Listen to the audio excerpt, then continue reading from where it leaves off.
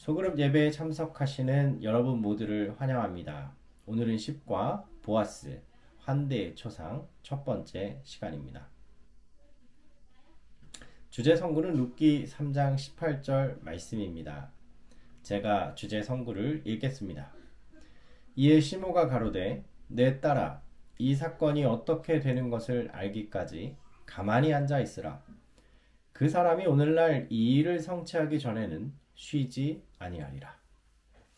이 말씀의 배경에서 아무것도 가진 것 없는 이방 여인이 먹는 문제를 해결하기 위해 자기가 할 수 있는 최선의 일을 하는 것을 보게 됩니다.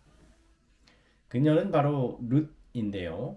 그녀가 하는 최선의 일은 다름 아닌 추수하는 밭에 가서 떨어지는 이삭을 줍는 일이었지요. 그녀가 이삭을 주었던 밭은 바로 보아스의 밭이었습니다. 보아스는 그런 룻을 보고 일꾼들에게 추수하면서 이삭을 일부러 밭에 떨어뜨려서 룻으로 줍게 하라고 명령하지요. 또 식사 시간에는 룻이 배불리 먹도록 무료로 식사를 나누어 줍니다. 이 소식을 며느리 룻에게서 들은 나오미가 이렇게 말합니다.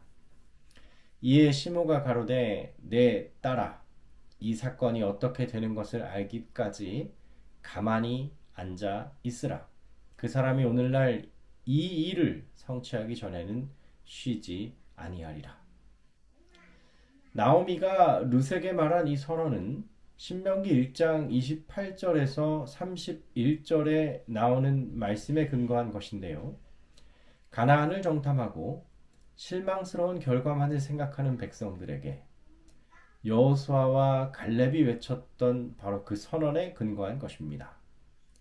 갈렙과 여호수아는 그들을 두려워 말라. 너희가 싸울 것이 아니라 여호와 하나님이 하실 것이다.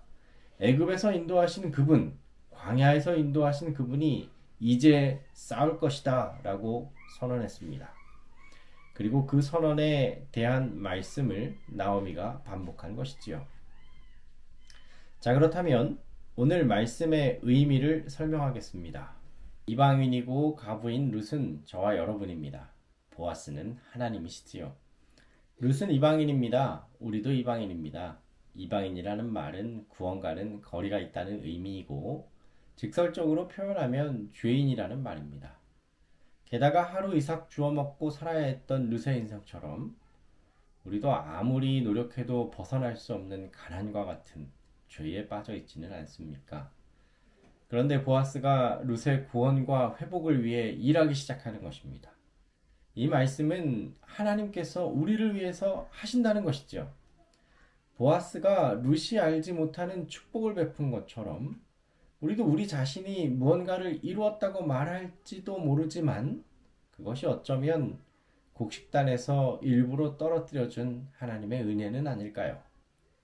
그러나 이제 보아스는 그 여인을 위해 무언가 대단히 큰 계획을 세우고 실행하려고 합니다. 그 여인이 꿈도 못 꿀 그런 축복을 준비하고 있습니다. 그런데 여기서 중요한 핵심, 룻이 할 수 있는 한 가지가 있습니다. 그것은 가만히 앉아 있으라는 것입니다. 가만히 앉아 있으라. 그 사람이 오늘날 이 일을 성취하기 전에는 쉬지 아니하리라. 가만히 앉아 있으라는 요청은 우리로 하여금 안식일을 떠올리게 합니다. 안식일은 참으로 가만히 있는 날입니다. 우리는 가난에서 벗어날 수 없고 이방인이라는 딱지를 뗄 수 없었던 룻처럼 우리도 죄로부터 정결해지고 구원을 이루기 위해 사실상 아무것도 할 수 있는 일이 없습니다. 그러므로 가만히 앉아 하나님이 이루시는 일을 봐야 합니다. 세상은 무언가 이루라 말합니다. 꿈을 이루라, 더 많이 얻으라 가르칩니다. 그런데 넷째 계명은 우리에게 가만히 있어 너희가 아니라 하나님이 이루시는 구원을 보라고 요청하고 있습니다. 우리 앞서 가시는 하나님을 보시기 바랍니다. 몇 줌 더 얻은 이삭을 가지고 기뻐할 것이 아니라 하나님은 이삭 몇 줌과 비교할 수 없는 큰 것을 준비하셨습니다. 가만히 있어 하나님의 축복을 누리는 저와 여러분 되기를 바랍니다.